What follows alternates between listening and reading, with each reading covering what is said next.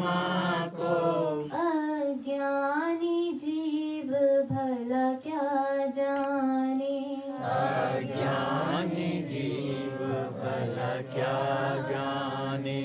जो अधम स्वयं को मानत है, जो अधम स्वयं को मानत है, वह पुरुषोत्तम को क्या जाने, वह पुरुषोत्तम को क्या जाने। जो सत्संग में ना जाए कभी, जो सत्संग में ना जाए कभी, वह मूढ़ विवेक को क्या जाने, वह मूढ़ विवेक को क्या जाने। गुरुदेव तुम्हारी महिमा को, गुरुदेव तुम्हारी महिमा को। अज्ञानी जीव भला क्या जाने, अज्ञानी जीव भला क्या जाने। जो मृग कस्तूरी खोज करे, जो मृग कस्तूरी खोज करे, वह स्वयं सुगंध को क्या जाने, वह स्वयं सुगंध को क्या जाने।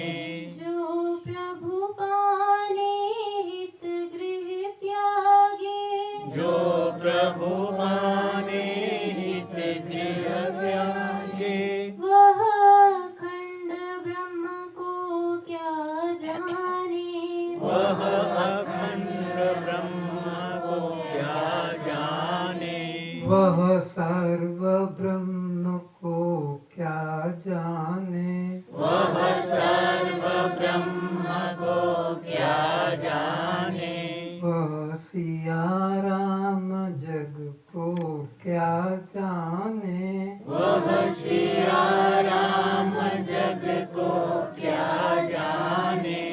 गुरुदेव तुम्हारी महिमा को, गुरुदेव तुम्हारी महिमा को।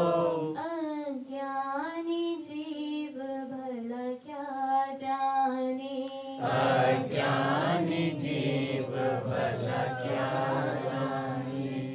जो भेद भक्ति ही करते हैं, जो भेद भक्ति ही करते हैं, वे निर्भय पद को क्या जाने, वह निर्भय पद को क्या जाने। जड़ ज्योति का जो ध्यान करे, जड़ ज्योति का जो ध्यान करे, वह स्वयं प्रकाश को क्या जाने, वह स्वयं प्रकाश को क्या जाने। गुरुदेव तुम्हारी महिमा को, गुरुदेव तुम्हारी महिमा को। अज्ञानी जीव भला क्या जाने, अज्ञानी जीव भला क्या जाने। अभिमान भरा है जिस दिल में, अभिमान भरा है जिस दिल में, वह नमस्कार को क्या जाने, वह नमस्कार को क्या जाने। श्रोताओं के रूप में उपस्थित सभी दिव्य पुण्यात्माओं के चरणों में प्रणाम।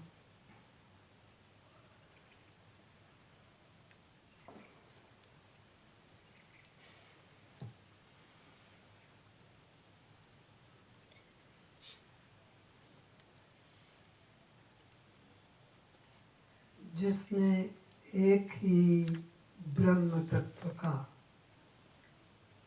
साक्षात्कार कर लिया है कि यहाँ एक ब्रह्म के अलावा किंचित भी अन्य नहीं है।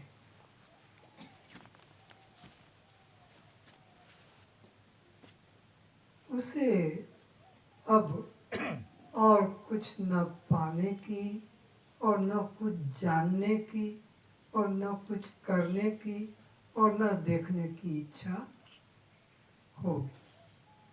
पर जिसकी दृष्टि में अद्वैत तत्व उतरा नहीं, जो भिन्न भिन्न आकारों में निष्ठा करता है,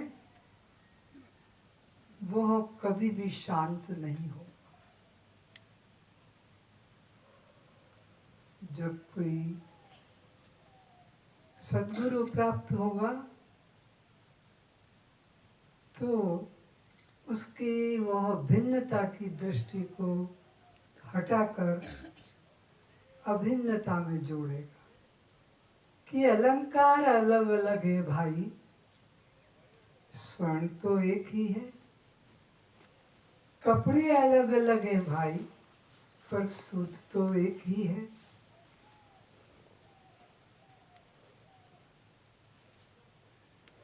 वृक्ष के पत्र पत्र अलग हैं,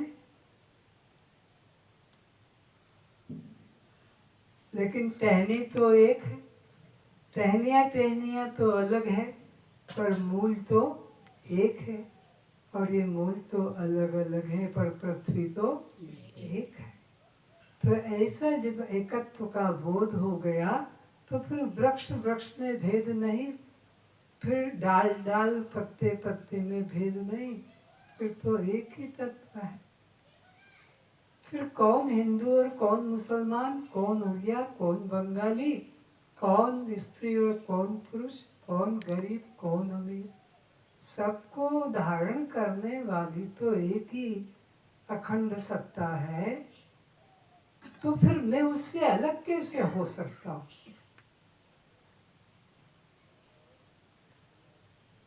मैं कहाँ से जाकर खड़ा होकर कहूँगा कि वो अलग है और मैं अलग हूँ, जब वो एक अपना बहुत लंबा चौड़ा घेरा बनाए हुए है, जैसे हिंदुस्तान। तो अब हिंदुस्तान से बाहर कोई देश होगा तो वो अपने को परदेसी मानेगा। लेकिन आकाश देश में कौन परदेसी और कौन स्वदेशी? क्यों? आकाश इतना बड़ा गहरा है कि उससे बाहर कोई जा नहीं सकता, रह नहीं सकता, ठहर नहीं सकता।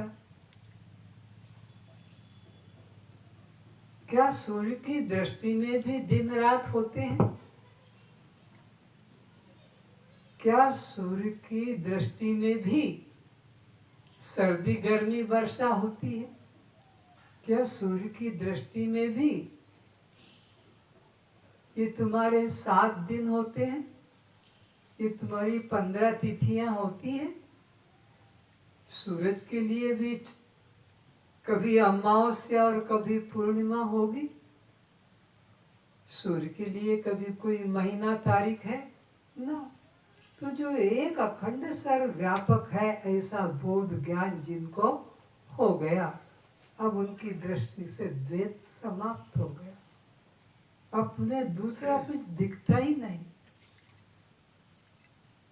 जैसे इस अंग में हमें कोई दूसरा दिखता ही नहीं, तो ये तो अज्ञानी भी जानता है कि ये भी मेरा और ये भी मेरा, ये भी मेरा, ये भी मेरा, ये भी मेरी, ये भी मेरे। पर उधर जब दृष्टि जाती तो वो अलग है और हम अलग हैं। तो ये तो हो गई भेद दृष्टि। और जब भेद दृष्टि नहीं है तो फिर सब में मैं हूँ। जिससे पूछो कौन हो तो उत्तर मिलेगा मैं हूँ। कौन हो? मैं हूँ, मैं हूँ। तू तो है ही नहीं। सारे पृथ्वी पर ढूंढ लो, तू कोई नहीं है, सारी पृथ्वी पर ढूंढ लो वह भी कोई नहीं है। जहां भी जाओगे, जिसे भी छू कर पूछोगे कौन हो, तो सबसे पहले उत्तर निकलेगा मैं सो एंड सो, वो बाद में, पर मैं यह हूं। तो पहले क्या निकला, यह कि मैं?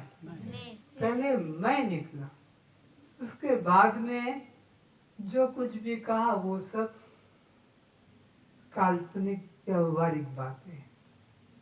तो अष्टावक्र जी पिछले कुछ दिनों से हम तुम सभी को निमित्त, चाहे अर्जुन को बना ले, चाहे जनक को बना ले, चाहे परीक्षित को बनाए, चाहे सुखदेव, निमित्त कुछ भी हो, पर कह रहे हैं हम सब जीवात्माओं जो उस सत्य के लिए, उस शांति के लिए नाना प्रकार के साधन करके भटक रहे हैं, दुखी हो रहे हैं, उसी के लिए क्या कह रहे हैं, सुने। तो संबंध वाले को पकड़ते जाना और संबंध रहित को छोड़ते जाना, इस प्रकार जानने से तीनों अवस्थाओं से असंग, अखंड, अतीत तत्व आत्मा का बोध हो जाता है। बस एक सुंदर सिद्धांत समझा रहे हैं अष्टावक्र जी कि जिस के साथ में तुम्हारा संबंध है, भीतर के बाहर, उसे छोड़ते जाना। जिसके साथ भी तुम्हारा संबंध है उसे छोड़ते जाना, क्योंकि वो तुमसे अलग है। संबंध हमेशा दो में होता है। तो अब तुमसे जिसका भी संबंध हो रहा है वो तीन तरह से हो रहा है, मेरा, मेरी और मेरे। ये संबंधवाचक है तीनों, मेरा, मेरी और मेरे। तो जो संबंधवाचक है वो तुमसे अलग है, तुम्हारे संबंधी तुमसे अलग है। अब संबंधी में देख लो, घर के अंदर ही पिता, माता, ससुर, सास, बेटा, बेटी, पोता, पोती, या देवर, देवरानी, जेठ, जेठानी, और नौकर, ड्राइवर, कंप्यूटर चलाने वाला, कोई इंजीनियर, ये सब हमारे संबंधवाचक हैं। तो जिस से तुम्हारा संबंध जुड़ता है उनसे तुम अपने को अलग जानते हो। फिर पढ़ो। तो संबंध वाले को पकड़ते जाना और संबंध रहित को छोड़ते जाना, इस प्रकार जानने से तीनों अवस्थाओं से असंग, अखंड, अतीत तत्व आत्मा का बोध हो जाता है। फिर पढ़ो, सब ध्यान से सुनो, कितनी छोटी सी बात है। तो संबंध वाले को पकड़ते जाना और संबंध रहित को छोड़ते जाना, इस प्रकार जानने से तीनों अवस्थाओं से असंग, अखंड, अतीत तत्व आत्मा का बोध हो जाता है। तीन अवस्था, जागृत, स्वप्न और सुषुप्ति, और बाल्य, युवा और वृद्ध, भूत, वर्तमान और भविष्य, इनसे संबंध है। तो इनको छोड़ते जाना कि यह सब मैं नहीं हूँ, बल्कि मैं इनसे अलग, उसे पकड़ते जाना। जो इनसे अपने को अलग जानेगा वह ही जीवन मुक्त होगा, और संबंध में जुड़ के अपने को भूल गया वही बंधन में है। हम इस देह के साथ जुड़कर दृष्टा को भूल गए, इंद्रियों के साथ जुड़ के दृष्टा को भूल गए, मन के साथ जुड़कर दृष्टा को भूल गए, प्राणों के साथ जुड़कर दृष्टा को भूल गए, तो यह ही हमारे दुख का कारण है। तो जिससे हमारा संबंध है कि यह मेरा, यह मेरी और मेरे, इनका त्याग करते चलो और उसे अपना रूप जानो जो संबंध जोड़ने वाला है। संबंध जोड़ने वाला मैं हूँ और जिससे संबंध जोड़ा जा रहा वह सब यह की श्रेणी में है, और संबंध जोड़ने वाला मैं यह हूँ। ऐसा विचारें कि मैं यह नहीं हूँ जिनसे संबंध जोड़ा गया, ये सब मुझसे भिन्न है। एक होता है कर्ता और एक होता है संबंध। तो मैं कर्तावाचक हूँ और ये संबंधवाचक है, सब कुछ ये संबंधवाचक है।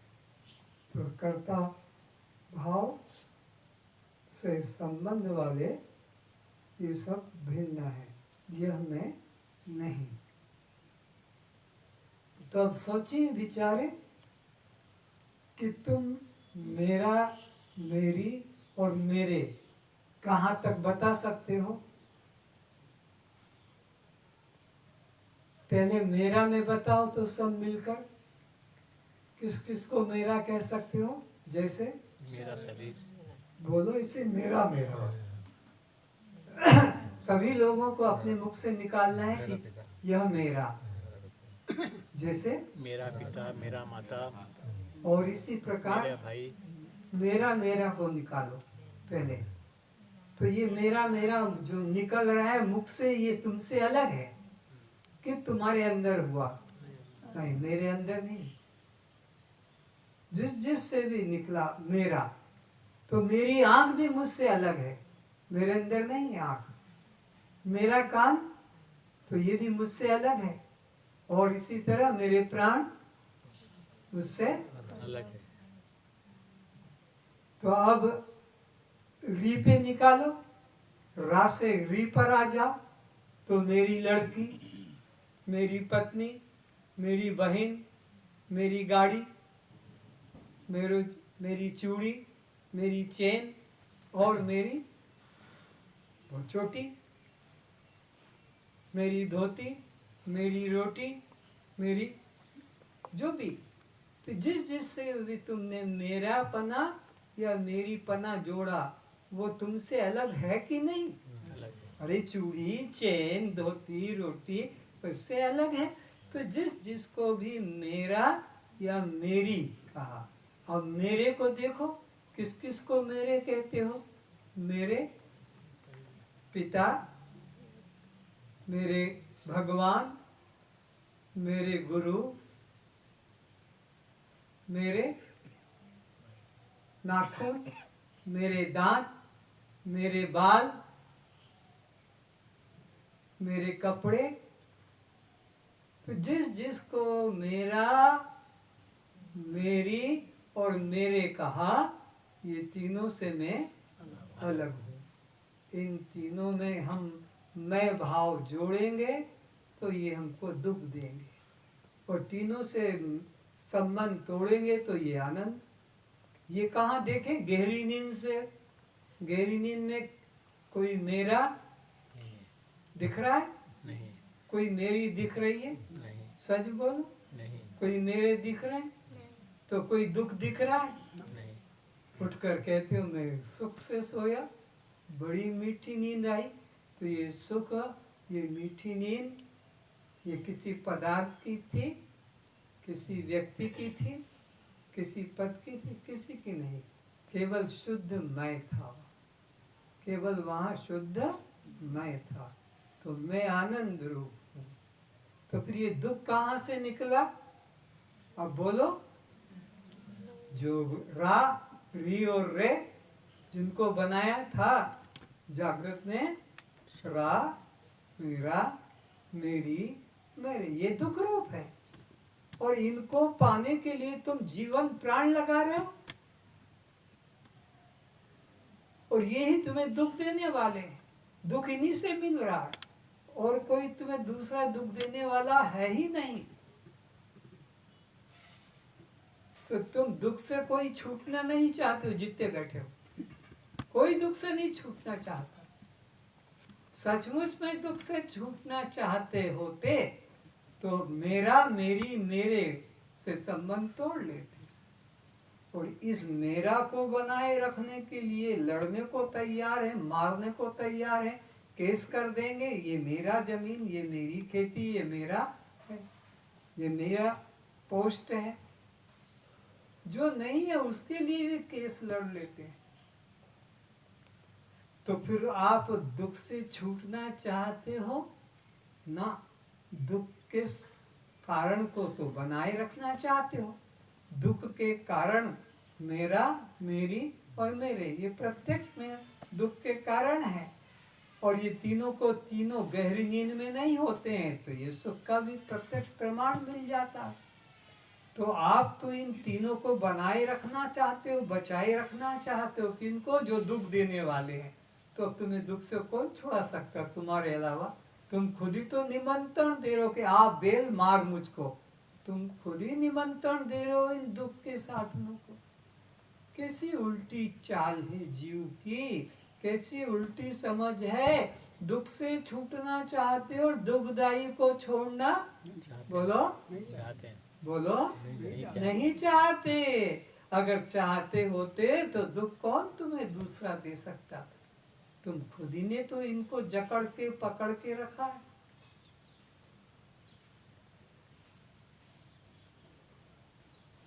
अरे गाय को तुमने पकड़ के रस्सी से बांध रखा है। गाय तुम्हें थोड़ी दुख दे रही है, गाय को तो तुमने पकड़ा है। अब वो गाय तुम्हें दुख दे कि लात मारे, कि सींग मारे, कि किसी के खेत में जाके नुकसान करे, और वो आकर तुम्हें फिर गाली दे या डंडा मारे कि तुम्हारी गाय, तुम्हारा कुत्ता हमारे घर में चला गया और ये नष्ट कर दिया। तो हमारी बुद्धि उल्टी बुद्धि है। इसलिए उपनिषद कहता है अविचार कृतो बंधो, अविचार कृतो बंधो विचारेण मोक्षो भवति तस्मात् सर्वदा विचार्येत। अविचार से ये बंधन हो रहा है और विचार से ही यह बंधन छूटता है। इसलिए सदा विचार करते रहो। क्या विचार करते रहो?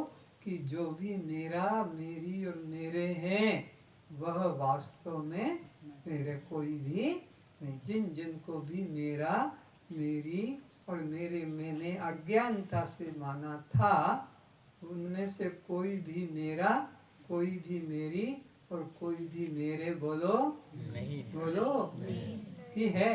नहीं। बस तो ममता छोड़ो, दुख खत्म। अंतःकरण की वृत्ति इंद्रियों द्वारा विषय में प्रवृत्त होती है, जिससे जीव को सुख दुख की प्राप्ति होती है। मैंने नहीं सुना, फिर से पढ़ो। अंतःकरण की वृत्ति इंद्रियों द्वारा विषय में प्रवृत्त होती है, जिससे जीव को सुख दुख की प्राप्ति होती है। इस अवस्था को जागृत अवस्था कहते हैं।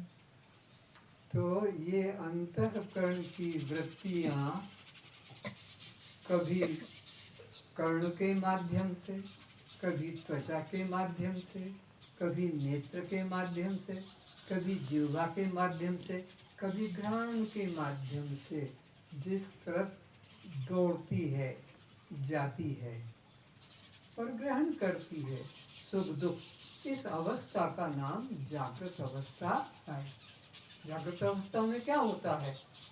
हम तुम सब दौड़ रहे हैं, भाग रहे हैं, इधर जा रहे हैं, उधर जा रहे हैं, ये ला रहे हैं, वो ला रहे हैं, ये दे रहे हैं, ये ले रहे हैं, ये खा पी रहे हैं, ये सब जागृत काल की बात है। अब यही अवस्थाओं का संस्कार, पदार्थ यही रहेंगे, इंद्रियां भी यही रहेंगी, और हम बम्बई, कलकत्ता, दिल्ली, अमेरिका, बेंगलोर, पूना, भुवनेश्वर में यात्रा कर रहे हैं। शरीर पड़ा, आंखें बंद, हाथ हमारे अचल, और यात्रा हो रही है, लड़ाई झगड़ा भोग हो रहा है। उस काल को स्वप्न काल कहते हैं, जहाँ इंद्रिय शरीर का कोई संबंध है, केवल मन ही वो अपनी रचना कर लेता है, उस काल को स्वप्न काल कहते हैं। जागृत में स्थूल व्यवहार होता है, इंद्रियों का ग्रहण त्याग। स्वप्न में बिना इंद्रिय बिना पदार्थ के, लेकिन सुख दुख ऐसा ही लगता है जैसे यहाँ अभी लग रहा। राजा जनक को यही तो भ्रम आया था कि सपने में वो भिखारी अपने को देख रहा है और नींद टूट गई तो अपने को राजा देख रहा है। तो उसको लगा कि ये बात क्या है, मैं राजा हूँ या मैं भिखारी हूँ। ये राजा ने भिखारी पने का सपना देखा या भिखारी राजा पने का सपना देख रहा, ये द्वंद्व उसके बुद्धि में आ गया। और इस द्वंद्व से मुक्ति किसी ने उसको नहीं दिलाई। अष्टावक्र जी ने ही ये बोध कराया कि देख, सत्य का कभी अभाव बोलो नहीं होता है, और असत्य कोई सत्ता नहीं। तो तेरा राजापना ये सत्य होता, और सत्य वही जिसका तीनों कालों में समान भाव रहे। तो जागृत में अगर तू राजा है तो स्वप्न में भी राजा होना था, और सुषुप्ति में भी तुझे राजा पने का बोध होना था। लेकिन जागृत में तो राजा पने का बोध है, स्वप्न में तो वो भी नहीं, सुषुप्त में तो कुछ भी नहीं। तो ये तेरा राजापना सत्य नहीं। अगर भिखारीपना सत्य होता तो फिर स्वप्न में भी भिखारी रहता, जागृत में भिखारी, स्वप्न में भी भिखारी, और सुषुप्ति में भी भिखारी रहना था। लेकिन वहाँ तो कुछ भी नहीं। तो ये जागृतपना में जो राजा का भाव है ये झूठा है स्वप्न में, और स्वप्न में जो भिखारी पने का भाव है वो भी झूठा हो गया। कब? जागृत होने पर।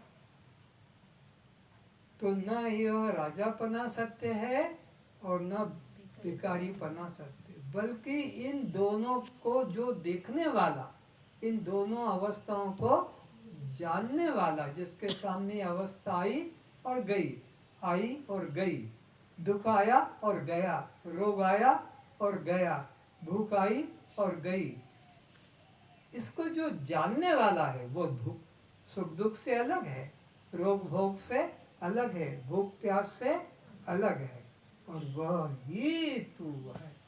ऐसा अष्टावक्र जी ने राजा जनक को बोध कराया कि यह भी सत्य नहीं, ये जागृत अवस्था का और स्वप्न अवस्था का भी भोग सत्य नहीं, बल्कि जागृत, स्वप्न, सुषुप्ति और अवस्था है तीन, मूर्छा, ध्यान, समाधि। इनको जो जान रहा है वह एक मात्र तू सत्य है। न ये जागृत सत्य, न स्वप्न सत्य, न सुषुप्ति, न मूर्छा, न ध्यान, न समाधि, क्योंकि इनका सबका आना जाना होता रहता है। पर तू अचल है अपनी जगह पर। जैसे वो छत के ऊपर पुलिसमैन खड़ा है, चारों दिशाओं में लोग आते जाते हैं, वो अपनी जगह पर खड़ा देख रहा है।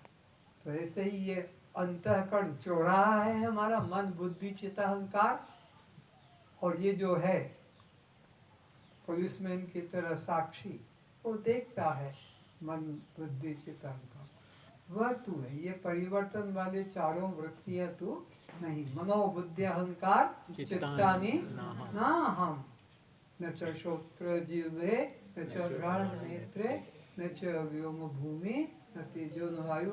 Then who are you? चिदानंद रूपः शिवोहम शिवोहम। ये मेरा शुद्ध स्वरूप है। तो जागृत अवस्था किसे बताई है कि जहाँ अंतःकरण की वृत्तियाँ निकलकर इंद्रियों के माध्यम से और विषयों को ग्रहण करती है और सुख दुख का भोग करती है, उस अवस्था को आगे